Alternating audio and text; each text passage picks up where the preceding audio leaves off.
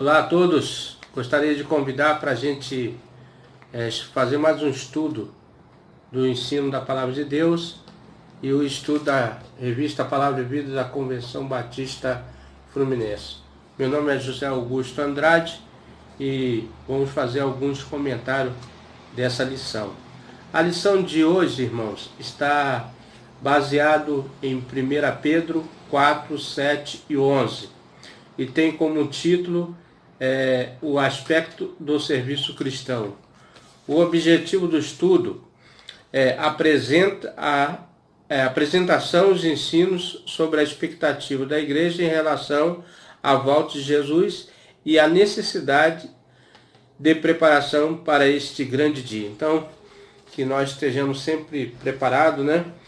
E vamos assim fazer a leitura desse texto, em 1 Pedro 4, 7 e 11, que diz assim: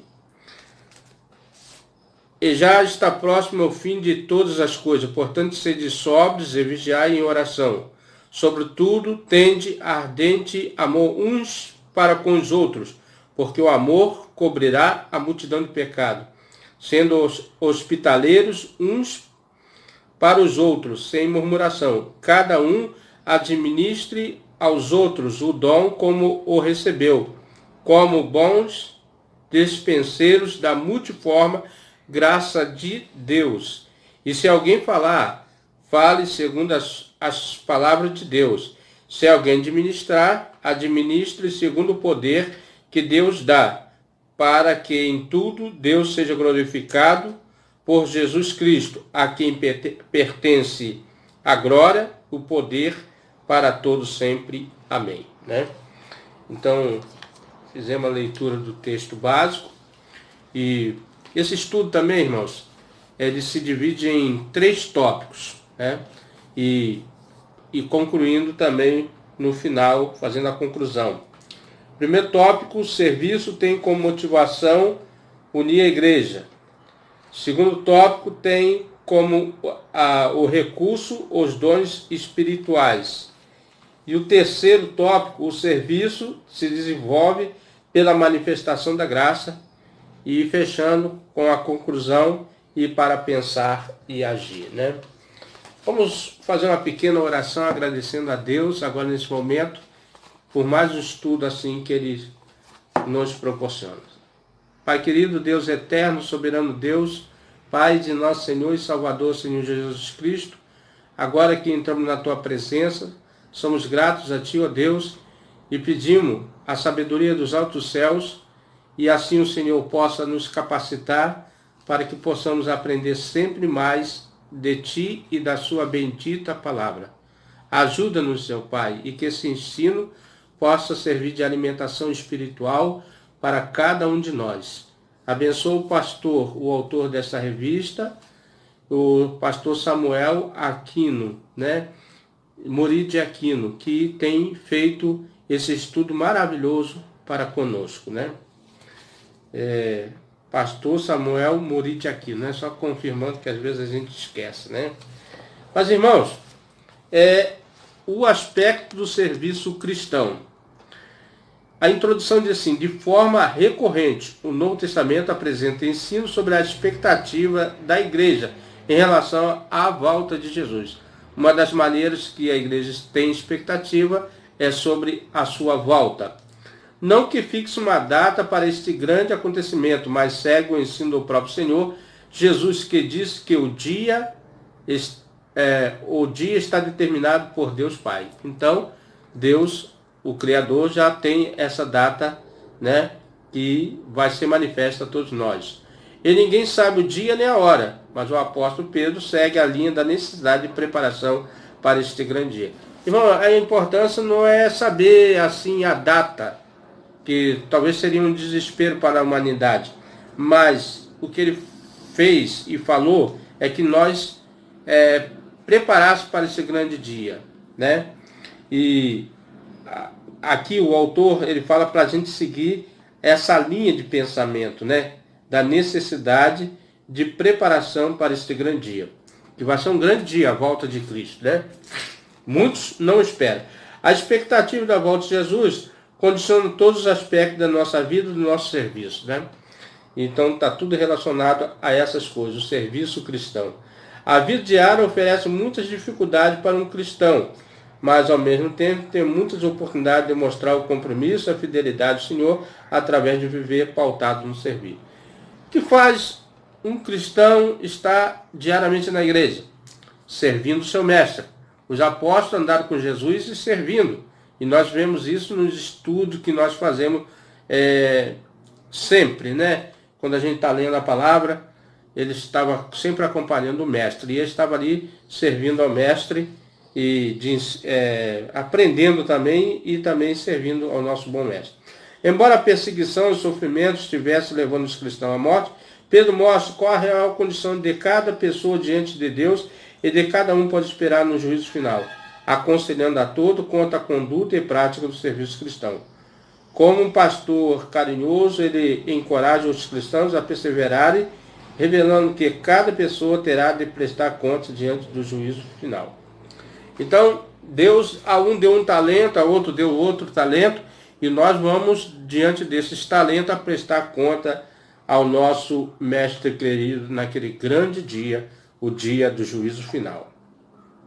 Primeiro ponto, o serviço tem como motivação unir a igreja. Então, uma das grandes maneiras do serviço cristão é você trabalhar em conjunto com outra pessoa, realizando ali a obra, unindo a igreja. O apóstolo Pedro orienta sobre a necessidade da igreja se fortalecer na união através de duas ações bem específicas, a vigilância e a sobriedade, né? Ele diz, vigiai e sede sóbrios, né? Então, a vigilância em oração constante, orai sem cessar, é a vontade do nosso Pai.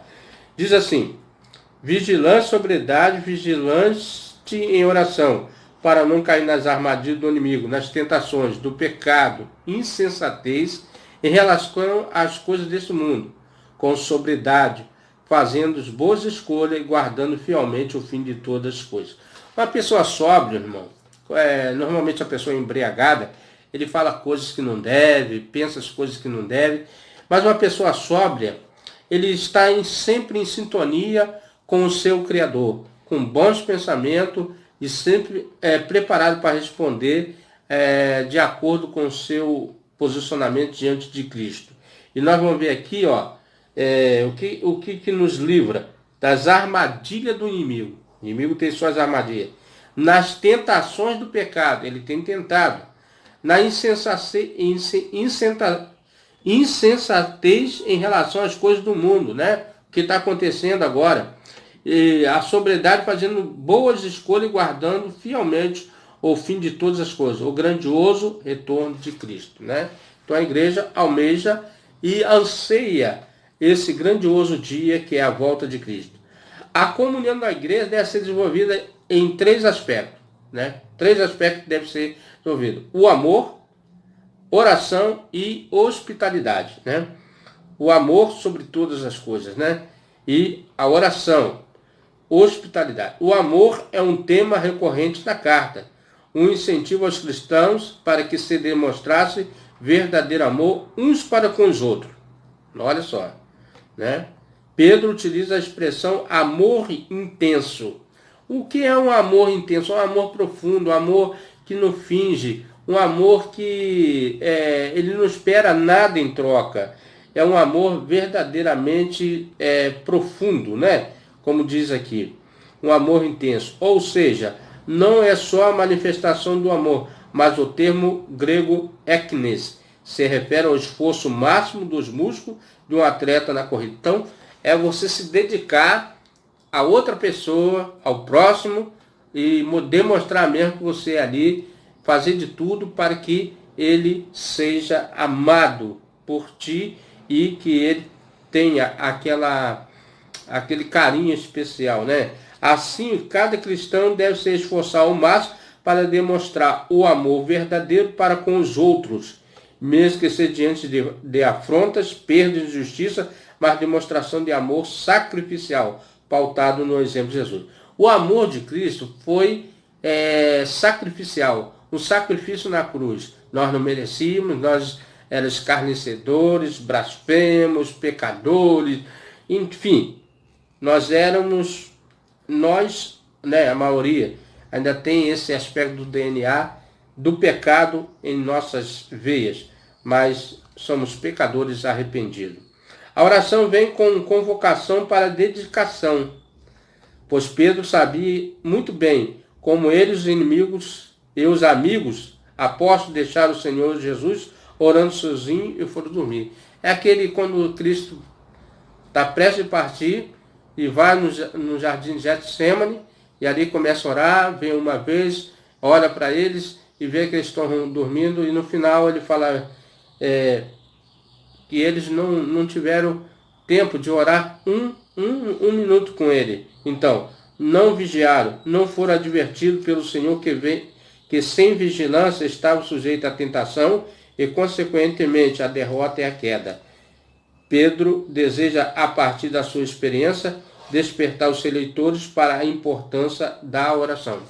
Então, quando Pedro fala, está exortando, né, foi uma experiência pessoal que eles passaram com o Senhor e agora ele está falando a importância da oração. E nós sabemos que a oração é a base de todas as coisas na vida de um crente, como recurso para fortalecimento na vida cristã e na unidade da igreja, né? Uma igreja que não ora é uma igreja fraca, uma igreja sem motivação, ela está sujeita aos intempéries dessa vida. Como recurso para o fortalecimento na vida cristã e na unidade da igreja. Com a oração, o cristão estabelece uma ligação com Deus que se aproxima da relação com os homens. Então, através da oração, né, Deus ouve, Deus nos atende, Deus se comunica através de nós com a oração. E falar em oração, a oração é uma expressão. Nós usamos no português o termo oração, né? Mas aqui, né, há um diálogo que nós temos com Deus, é a oração. Falar das nossas necessidades e também ouvir a voz de Deus. A hospitalidade sempre foi recomendada e elogiada pelos ensinos do Senhor Jesus. Mateus 25, 35 e 40, né? Naqueles dias não havia muitas hospedagens. Os cristãos perseguidos precisavam de amparo, acolhimento, ajuda mútua para que pudessem encarar as provações. Os irmãos lembram que quando Cristo veio a esse mundo, ele não encontrou estalagem lá na terra dele, né? E ele foi ali colocado na manjedoura, lá junto com os animais, né? E nós vemos que não teve acolhimento. E aqui ele está falando exatamente da beneficência, da hospitalidade, né? Nós temos que ter esse desejo de hospitalidade para com os irmãos. Paulo também fala da hospitalidade. Em Romanos 13, 12 e 13, ele fala sobre esse assunto, né? Deixa eu ver aqui, irmão, rapidinho aqui. Romanos 12, 13. Fala assim: comunicar com os santos as suas necessidades, seguir a hospitalidade, né? Então nós temos que ser hospitaleiros. E diz assim: e podemos citar o exemplo em que foi instado e constrangido de ficar na casa de Lídia, a vendedora de púrpura, após a sua conversão. Isso está em Atos 16, 14, 15. Ali quando essa Lídia, né, vendedora de púrpura, uma comerciante ali daquele lugar, e ela constrangeu, pediu, né, a Paulo que ficasse com ela alguns dias lá. E Paulo assim ficou. Paulo fala da hospitalidade como critério para pastoreado. 1 Timóteo 3, 2. E também fala das viúvas para que demonstre as suas boas obras sendo hospitaleiro. 1 Timóteo 5, 9, 10. Então o serviço cristão, irmão, basicamente ele tem esses 3 pontos: o amor, oração e hospitalidade. Vivemos dias em que o relacionamento está difícil e por causa dos diversos fatores existe dificuldade para receber alguém em casa, né? Realmente é muito difícil. Seja conhecido da igreja, no bairro, cidade, enfim. O fato de ter em nossa casa atualmente surge como preocupação, um ensino estranho para um cristão, especialmente por causa da violência. Ainda há aqueles que nunca recebem ninguém, nem mesmo os parentes em suas casas, vivendo somente para si. Então, o apóstolo Pedro exorta que nós devemos ser hospitaleiros, né? Demonstrar esse amor profundo através da nossa beneficência também. Segundo ponto, o serviço tem como recurso os dons espirituais. Então Deus, ele deu dons, né? Subiu ao alto e deu dons aos homens. O cristão recebe na conversão o dom do Espírito, que é apresentado a presença do Espírito Santo, né? Então, o dom do Espírito, com a presença do Espírito Santo em sua vida, é conduzido a demonstrar o fruto do Espírito, né? Na nova vida diária, através de várias características em seu comportamento e atitude, e ainda recebe a capacitação sobrenatural de Deus, que são os dons espirituais, né? E nós podemos ver que está em acho que Romano 12, né? 12, 4 a 8, diz assim, porque assim como um corpo tem muitos membros e nem todos os membros têm a mesma operação, assim nós, que somos muitos, somos um só corpo em Cristo, mas individualmente somos membros uns dos outros. De modo que tendo diferentes dons, segundo a graça que nos é dada, se é a profecia, seja a segunda medida da fé, se é ministério, seja ministrar, se é ensinar, que haja dedicação no ensino. O que exorta, use esse dom em exortar, o que reparte, faça com liberalidade, o que preside com cuidado, o que exercita a misericórdia com alegria, né? Devemos sempre fazer a obra do Senhor com alegria. Então, irmão, Deus, ele deu dons para cada um de nós. Nós não estamos na igreja só para enfeitar o banco, não. Nós estamos ali porque Deus cobrará de cada um de nós aquilo que ele depositou, a nossa responsabilidade, para desenvolver-se espiritualmente na vida cristã. Ele não te deu um dom para você pegar e guardar ali, não. Ele deu um dom para que você possa fazer uso desse dom na obra dele. No Novo Testamento temos uma lista de dons, que é esse que eu li, em Efésios 4, 8, né? Também tem Efésios, deixa eu ver aqui,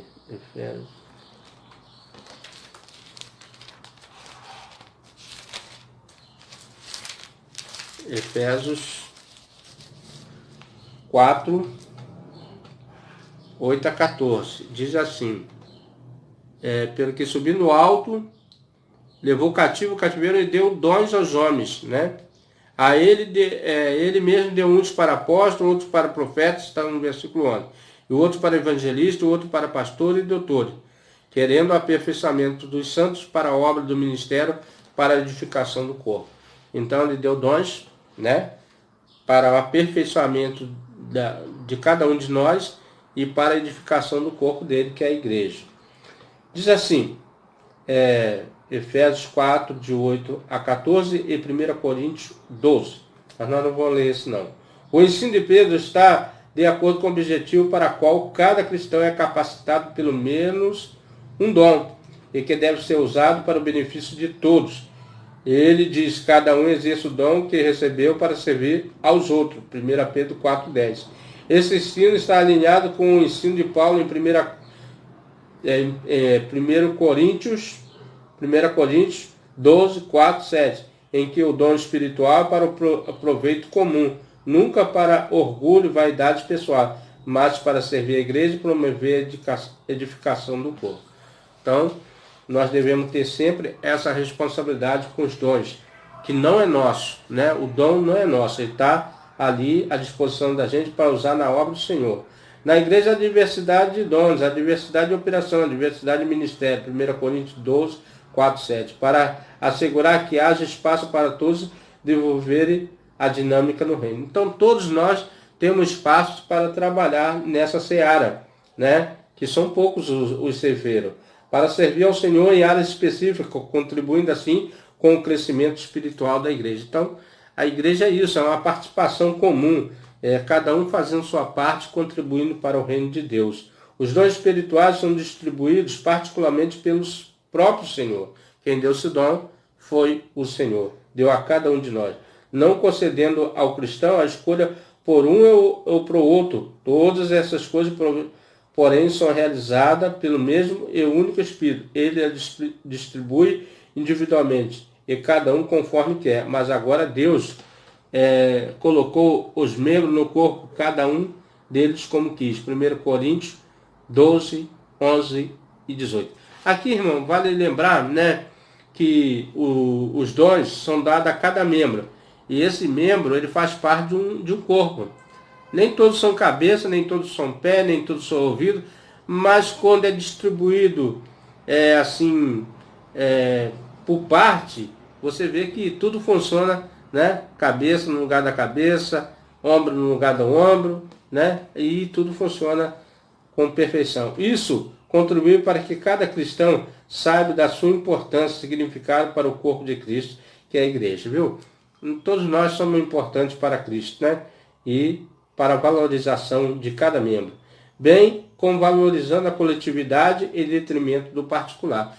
Então, nós utilizamos o corporativismo, né, para todos, e não o particular, o individual. O serviço é prestado a Deus para o benefício do próximo, sempre visando o próximo, mesmo que esse próximo ainda não seja um filho de Deus, mas que deve ser alcançado com uma atitude de serviço como resultado dos dons espirituais, né? Então, nós não devemos só visar os membros, mas todos são dignos de salvação. Eu vou falar o nome desse pensador aqui, mas eu não sei se eu estou lendo correto. É Darrell W. Robson. Diz: os dons devem ser usados para evangelizar aqueles que estão perdidos, levá-los a Cristo, trazê-los para dentro do corpo e equipá-los para a evangelização dos outros. Os dons são usados de muitas maneiras para suprir sua missão por meio do corpo de Cristo, mas de maneira especial Deus usa os dons para o evangelismo.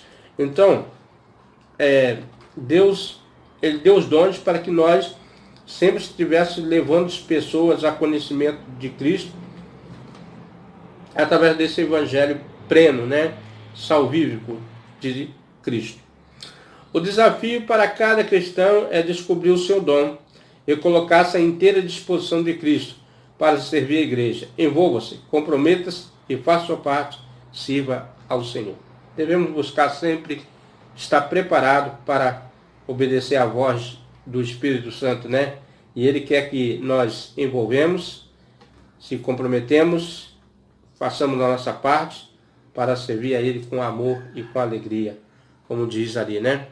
E que todos sirvam com alegria. Terceiro ponto, o serviço se desenvolve pela manifestação da graça. Nós falamos aqui no primeiro tópico, o serviço tem como motivação de unir a igreja, né?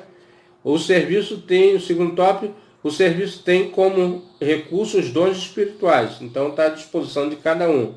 E o serviço se desenvolve pela manifestação da graça de Deus.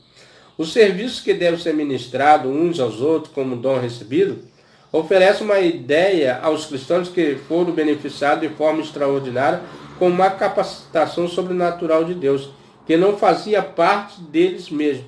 Portanto, era uma manifestação da multiforme graça de Deus. Por isso que o dom não nos pertence, porque essa manifestação, essa capacitação sobrenatural vem de Deus, não é do homem, né?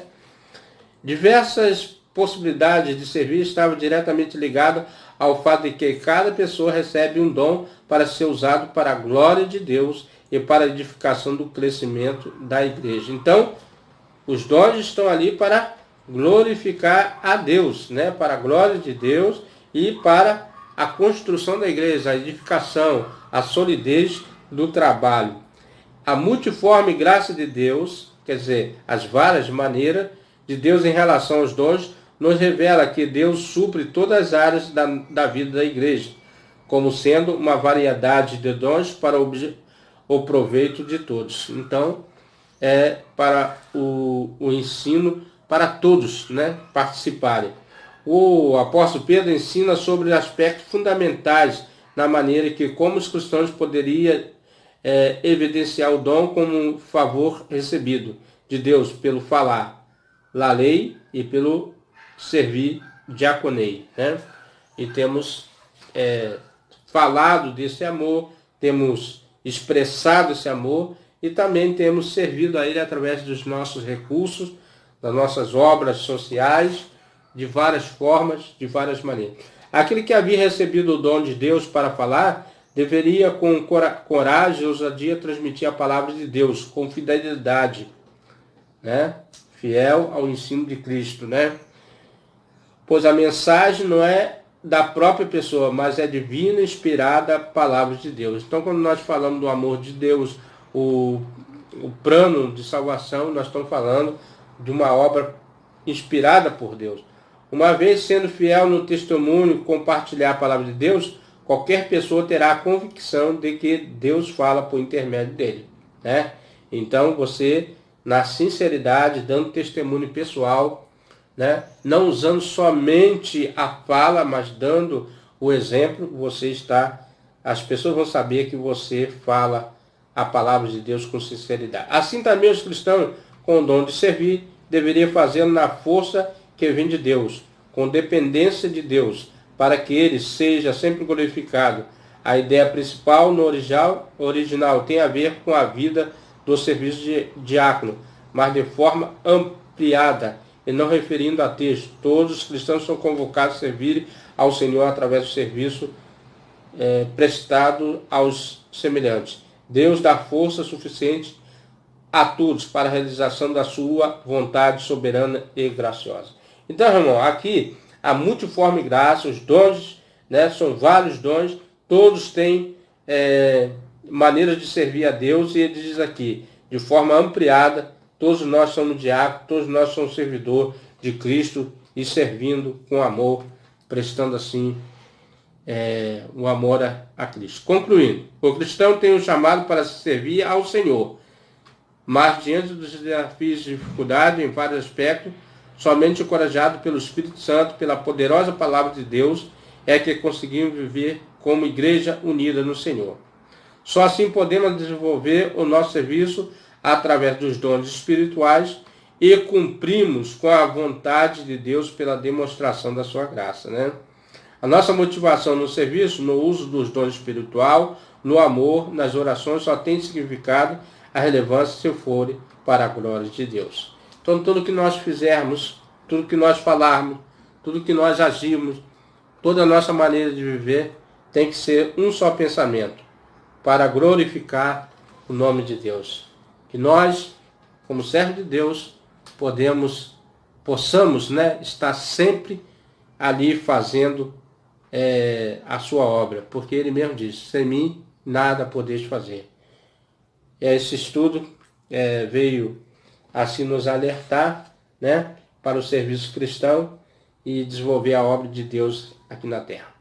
Vamos orar, vamos agradecer a Deus e a gente já está caminhando para o final. Senhor Deus, Senhor nosso Pai, muito obrigado por mais um estudo que o Senhor tem nos dado a cada semana, que foi bênção para a nossa vida, que esse estudo possa chegar ao coração do ouvinte e ele sentir a necessidade de ser um servidor do nosso Mestre.